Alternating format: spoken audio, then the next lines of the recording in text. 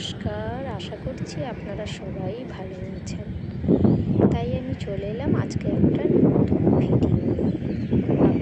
আমি ভাবলাম একা কেন দেখবো, আমার বন্ধুরাও আমার সঙ্গে একটু উপভোগ করুক। তাই আমি তোমাদের সঙ্গে শেয়ার করলাম, এমন একটি বিঘার পর বিঘা চাষ হয়ে গেছে গাঁদা ফুলের। কি দারুণ লাগছে বাগান বাড়িটা। এই দেখুন, ছোট্ট ছোট গাঁদা ফুলের চারা উঠে গেছে, তার সাইডে পেপারও দেওয়া রয়েছে। কারণটা কি, যাতে ঘাস না হয় তার জন্য। ওই যে লাইনটা দেখছেন, ওটাতে ওই গাঁদা ফুলের গাছগুলোতে জল দেওয়া হয়। আমি আপনাদের দেখানোর জন্য একটু নেড়ে চেড়ে পুরোভাবে দেখলাম ব্যাপারটা।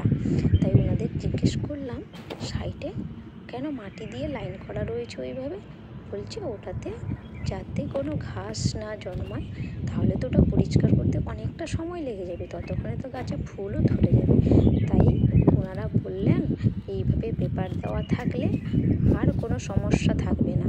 ওই যে দেখছেন পেপারের মধ্যে পাইপ লাইনটি করা রয়েছে, ওটাতে পুরো সারির পর সারি ওইভাবে প্রতিটা রোতে ওইভাবে লাইন করা রয়েছে, যাতে প্রতিটা লাইনে সম্পূর্ণভাবে গাছগুলোতে জলও পায় আর সুন্দর করে গাছগুলো জেগেও থাকতে পারে। এবং চারাগুলো কি সুন্দর লাগছে, তাই ভাবলাম আপনাদের সঙ্গে শেয়ার করি। অবশ্যই আপনারা এটা আগে দেখেছেন কিনা আমাকে জানাবেন। আমি দেখলাম তাই আপনাদের সঙ্গে শেয়ার করলাম। ভিডিওটি ভালো লাগলে অবশ্যই লাইক, কমেন্ট, শেয়ার করতে ভুলবেন না। কমেন্ট করে জানাবেন, যদি আগে কখনো আপনারা এইরকম বাগান দেখেছেন অবশ্যই আমাকে জানাবেন।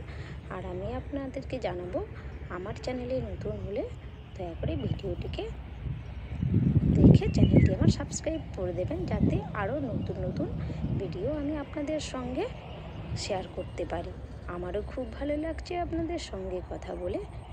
অবশ্যই আবার আসবো নতুন কোনো ভিডিও নিয়ে। আজকের জন্য টাটা, বাই বাই।